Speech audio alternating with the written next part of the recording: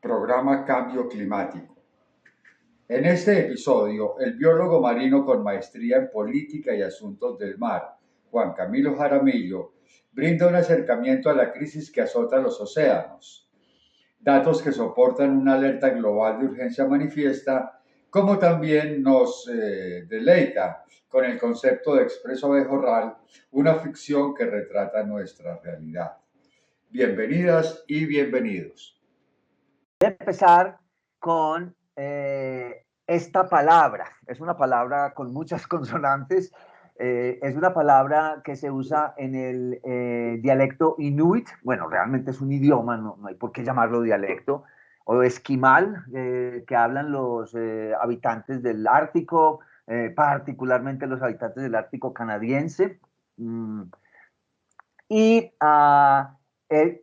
dice Ujianaktuk, y es la palabra que ellos están usando para describir el cambio climático. Y en el idioma de ellos significa extraño. Entonces la periodista de cambio climático, la famosa periodista de cambio climático, Heidi Kullen, dijo no hace mucho tiempo que si la ciencia del clima nos ha enseñado algo es que si las advertencias para cuidar nuestro clima son desatendidas ahora, dentro de 20 años el clima no va a ser solo un extraño, como describen los esquimales, sino que va a ser nuestro enemigo. De hecho, para millones de personas en el mundo, eso ya es una realidad. En el año 1958, este científico llamado Charles David Keeling, un pionero de la ciencia del clima, encontró que el CO2 estaba incrementándose en la atmósfera de manera inusual.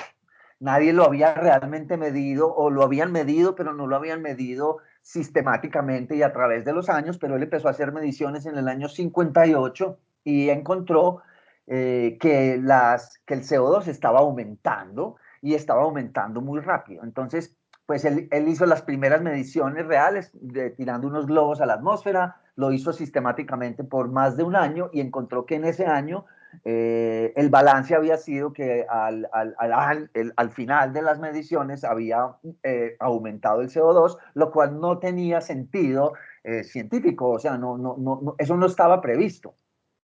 Sin embargo, pues después de encontrar ese patrón y esa tendencia marcada al aumento y de entender que la relación entre el CO2 y la temperatura que se había descubierto hace 200 años estaba realmente pasando, él prendió las primeras alarmas en la comunidad científica ante un posible aumento rápido de la temperatura, lo cual pues inició una campaña académica por medir la temperatura mucho más precisamente, y encontraron en efecto que lo uno estaba influenciando lo otro. Entonces, lamentablemente la humanidad tardamos pues más de medio siglo en caer en cuenta del problema de manera colectiva. Actualmente, y luego de conocer ampliamente los datos irrefutables, y quiero enfatizar esto, eso no es un debate en la ciencia, esas mediciones ya están hechas, se han hecho por los últimos 50 años y pues eso es lo que han dado las mediciones, o sea que eso no se puede refutar. En efecto, está aumentando la cantidad de CO2 en el planeta y por supuesto la temperatura, debido obviamente a la actividad humana, que también es algo que intentan los negacionistas traer a colación, que eso no, que eso está pasando es por el sol, que eso está pasando es por aquello, por lo otro, pero realmente, como vimos la vez pasada, es la actividad humana lo que está causando esto. Ahora, vuelve y juega, hay muchos negacionistas, principalmente porque hay intereses particulares, o sea, económicos, mundanamente económicos de por medio, y esto pues incita o anima a algunas personas a decir, no, eso no está pasando, ustedes están asustando a las personas, no sean así, por favor, bla, bla, bla. Entonces, los escépticos han sido una cosa recurrente, pero eso no es el único tema científico que los negacionistas o mal llamados escépticos, porque los escépticos realmente somos los científicos siempre estamos cuestionando qué es lo que está pasando. Usar la palabra escéptico para estas personas que no creen, sino que niegan el calentamiento global, no está correcto. Entonces, pues ellos se reúnen, hacen reuniones y comen carne de vaca para decir que eso no está causando daño, etcétera, etcétera. Pues eso sería pues como ir en este momento, sabiendo que las ballenas se están extinguiendo, ir a Japón a comerse una plancha de carne de ballena, pues, o sea, no. Entonces, hace unos 10 o 12 años, esto fue el Parque Explora en Medellín, invitó a este señor se llama Salomón Cronenberg, y la manera como pusieron o como publicitaron esto era que el doctor Cronenberg iba a hacer provocaciones de un geólogo. Sin embargo, bueno, y él fue y pues y dio su conferencia allá, literalmente negando el cambio climático. Recuerden que en las ciencias todo se trabaja por consenso, no es porque una persona dijo una cosa y otra persona dijo otra cosa, está bien. Darwin en 1859 publicó su libro sobre la evolución y en ese momento él era el único, bueno, él y Russell, que decía que esto era una teoría en aquel momento, ¿cierto? La teoría de la evolución. Y una sola persona, pues una golondrina no hace verano. Entonces, pero lentamente la ciencia empezó a recabar evidencias y rápidamente, en cuestión de 10 o 12 años, ya había un consenso científico y a la vuelta de 50 y más años, pues ya esto no es una teoría, es un hecho, la evolución. Lo mismo con el cambio climático. El cambio climático no es una cosa que dijo un científico. Entonces, tampoco la negación puede ser atribuida, la verdad de la negación supuesta, no puede ser atribuida a un solo geólogo, ¿cierto? Entonces yo me puse a averiguar muy bien quién era el doctor Salo, y claro, obviamente es un reconocido negacionista del cambio climático, trabaja para una universidad. Bueno, pues aquí pues salió el colombiano que el clima no puede ser un pretexto, en fin, diciendo que básicamente que no nos preocupáramos, que no nos asustáramos, que eso no, que eso ya ha pasado y que seguirá pasando y que eso no es culpa de la humanidad, etcétera, etcétera. Inclusive en otro periódico local en aquel momento, el 14 de abril del 2011, decían que él desafiaba la teoría del cambio climático. Primero, no es una teoría, es un hecho científico. Y segundo, una sola persona no puede desafiar el consenso científico, o lo puede hacer, pero es lógico que va a tener eh, mm, intereses escondidos detrás de su supuesta negación, ¿cierto?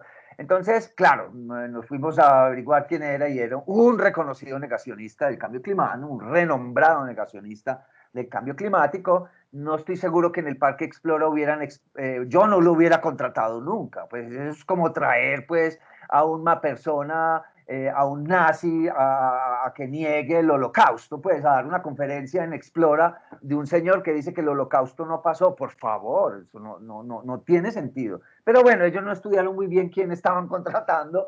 En aquel momento el Parque Explora apenas estaba empezando. En todo caso, el doctor Cronenberg trabaja en la Universidad TU Delft, que es una universidad en Holanda, y está dedicada a la extracción de carbono y petróleo. Básicamente, allá educan a los extraccionistas. Y él está siempre patrocinado por compañías que extraen petróleo. Entonces él no, pues obviamente tiene que hacer lobby acerca de la extractividad, ¿cierto?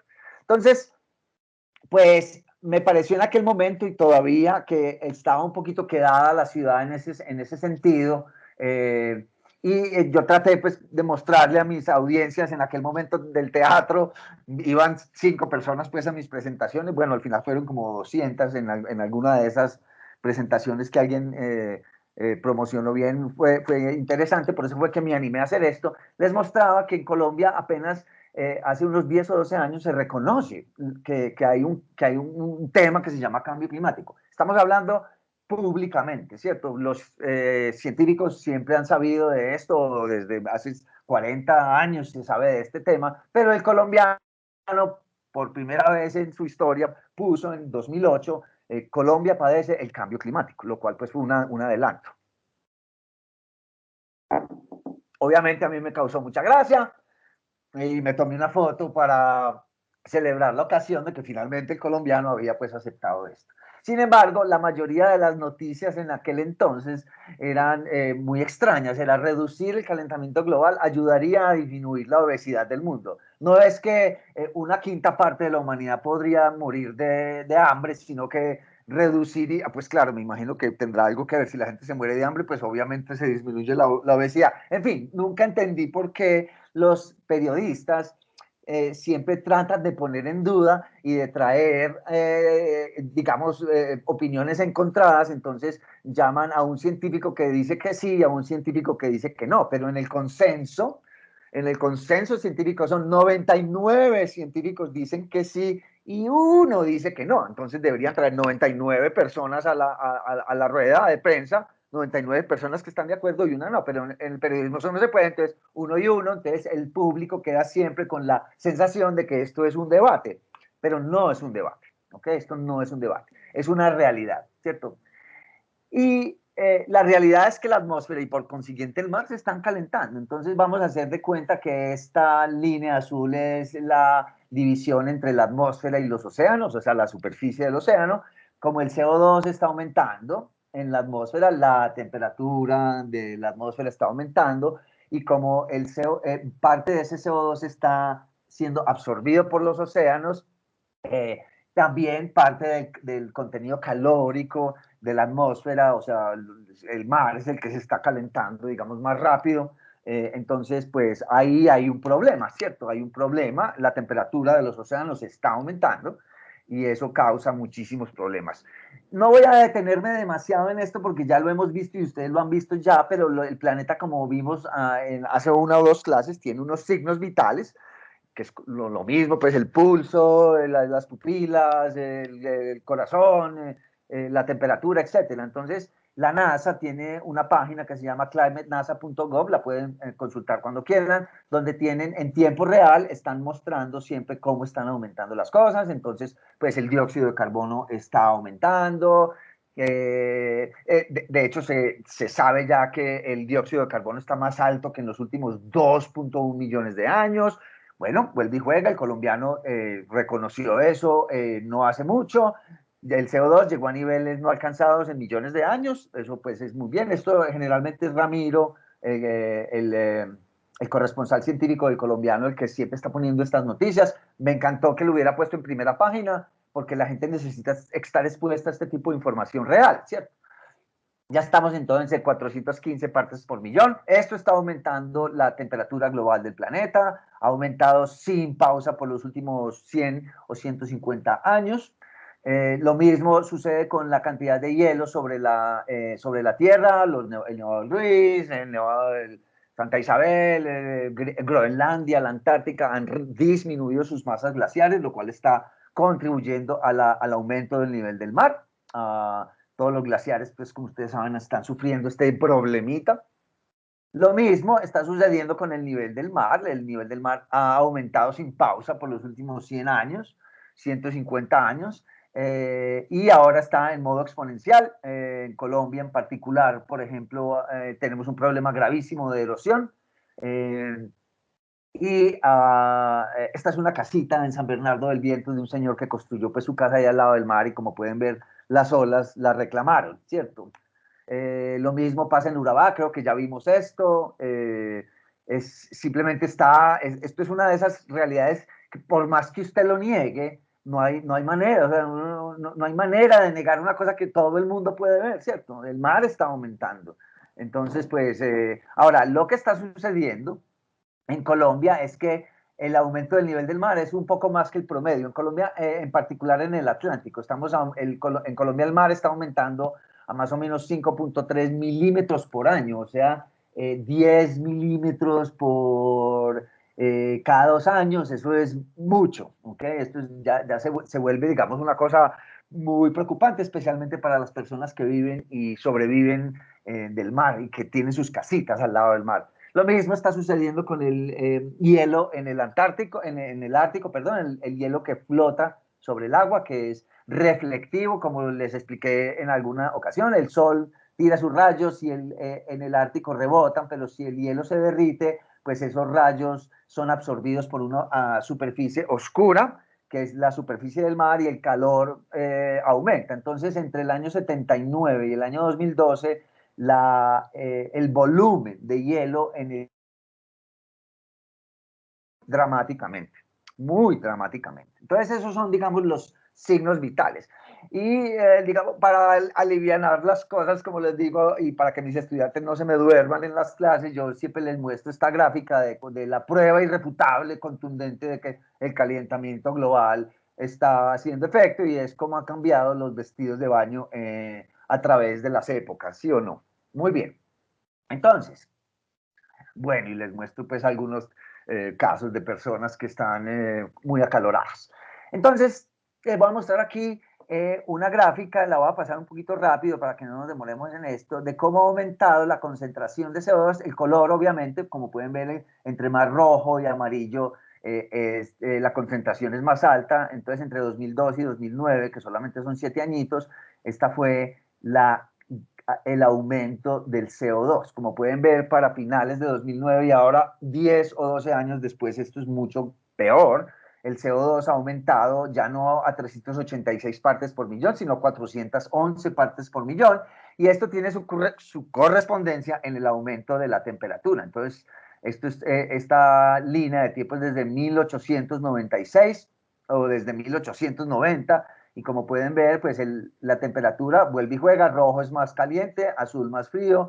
Les voy a parar acá en este año un segundito, en el año 63, que fue un año relativamente normal, que fue el año en el que yo nací, y a partir del año 63 van a ver ustedes cómo el color amarillo y el rojo son los que son prevalentes en este momento, ¿cierto? Especialmente en el Ártico, que es un gran problema porque allá pues hay unos depósitos de metano y hay mucho hielo que se puede derretir y causar problemas de aumento del nivel del mar, como lo decimos. Ahora, ¿a quién le echamos la culpa? Vuelve y juega. Esto no se le puede echar a una sola persona, a una sola compañía. Esto es una cuestión es una ecuación humana, ¿cierto? Esto salió en 2011, cuando la población mundial llegó a 7.000 millones.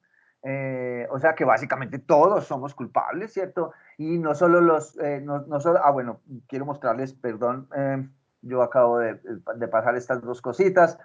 Quiero mostrarles la manera como la población humana, también lo vimos anteriormente, aumentó, digamos, momentáneamente, hablando en tiempos no humanos, sino, o bueno, hablando en tiempos humanos y no geológicos, como en un instante.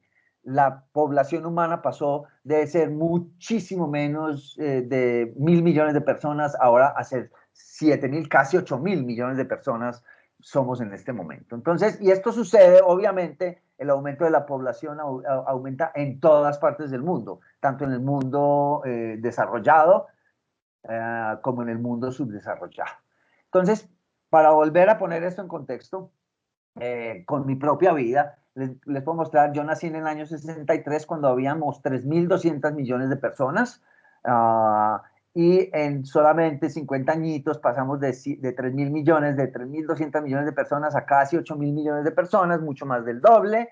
Pero para mi papá, que nació en el año 36, mi papá nació cuando habían 2.000 millones de personas, y para el momento en el que murió hace un par de años, habían casi 8.000 millones de personas, o sea que la población se cuadruplicó. Y para mi abuelo, en su tiempo de vida, él murió más o menos en el año 2010, vivió casi sus 100 añitos, 98 años vivió mi abuelo. Tengo una familia longeva, mi abuela murió de 100 años.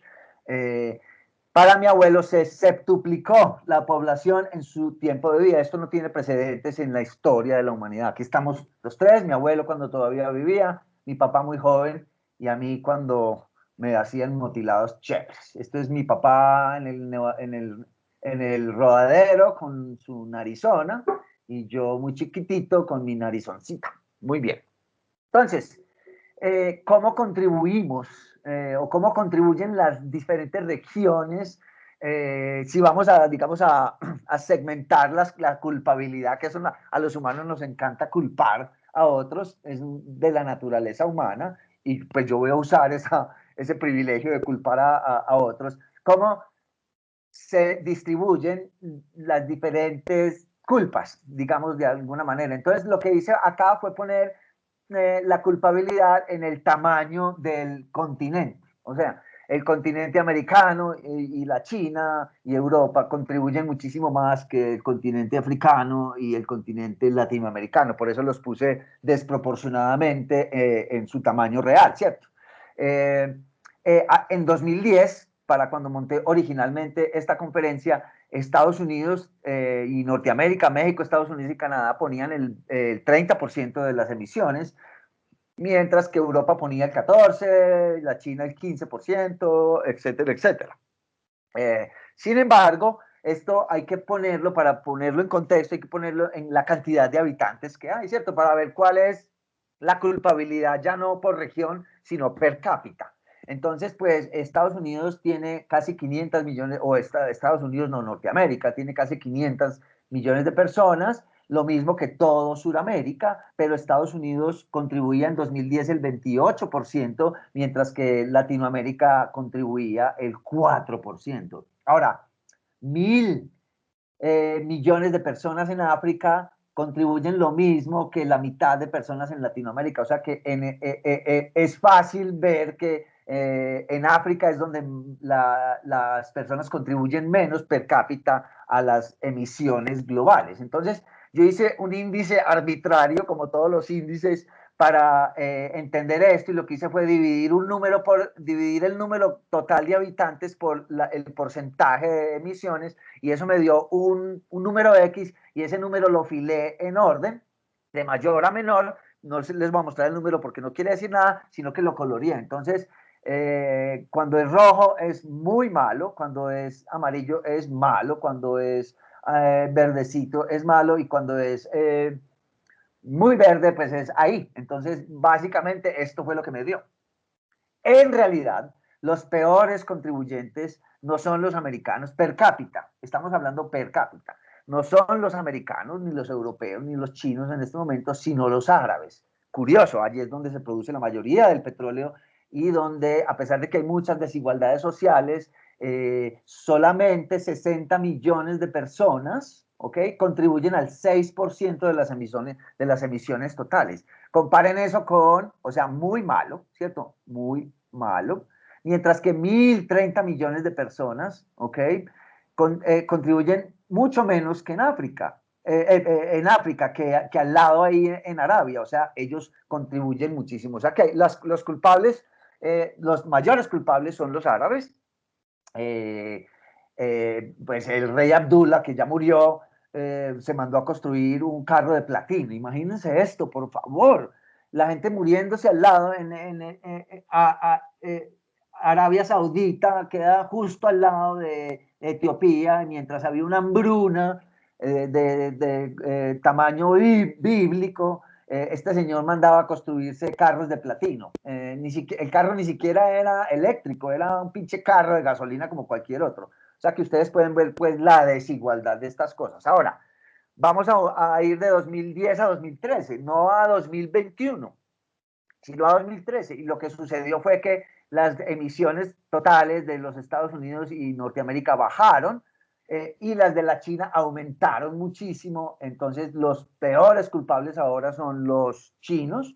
Y esto tiene que ver no solo porque han aumentado energéticamente su contribución, sino porque son muchas personas. Hay, qué sé yo, 1.500 millones de personas en la China.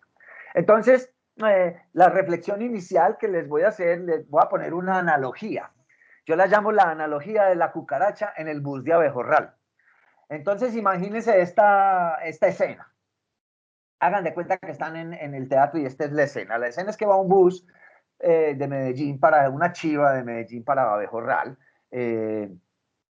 y va bajando por una de esas lomas miedosas, y lo que está pasando es que las llantas se están echando humo, los frenos están calientes, ¿sí o qué?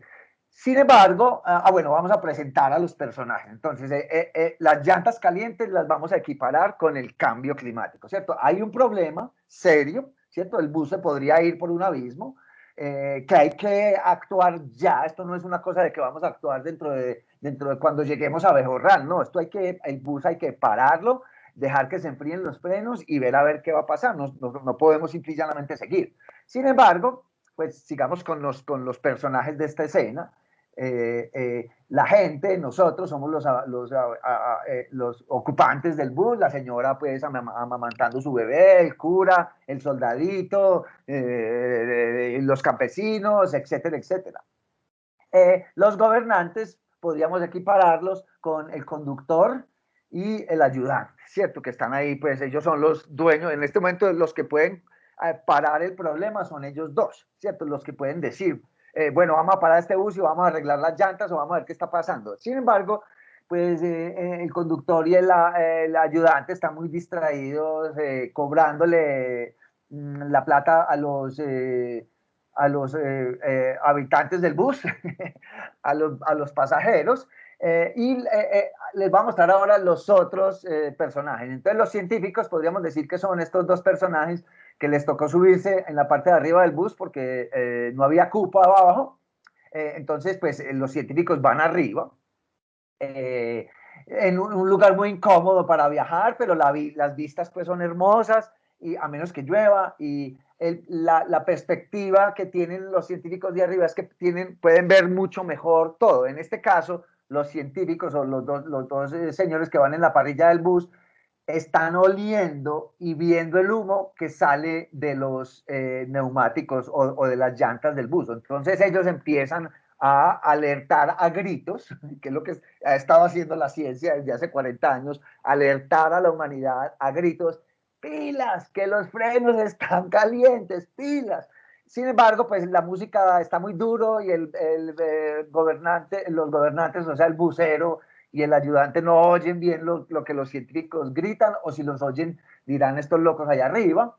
Y también están este otro personaje que yo lo llamo, bueno, hay un personaje en esto que se llaman los problemas de la cotidianeidad.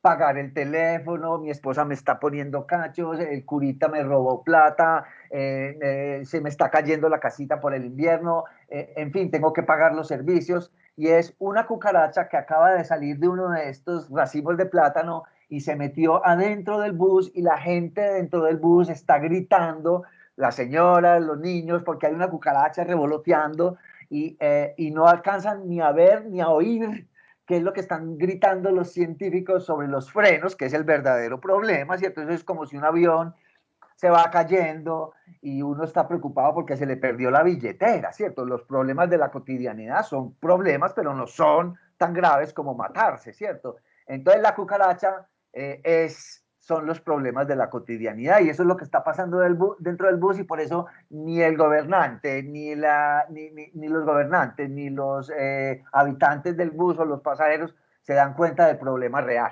Y finalmente están los escépticos, que realmente, ya les dije, no son escépticos, sino negacionistas, que son las personas que van arriba, pueden ver lo que está pasando, pero se hacen los bobos y miran para otro lado. Como el doctor Salomón Cronenberg, ¿cierto? Que les estaba hablando. Tranquilos, esto no pasa. No corran, que es peor, que es lo que le dice a uno las señoras cuando viene un perro corriendo a morderlo a uno. No corra, que es peor. No. Hay que correr y empezar a actuar porque ese perro me va a morder, ¿cierto? Entonces, pues esa es la escena y en ese es el punto en el que estamos. La pregunta es si nos vamos a dar cuenta a tiempo de que eso está pasando, ¿cierto? Si el bus se va a ir por el abismo o no. Esa es la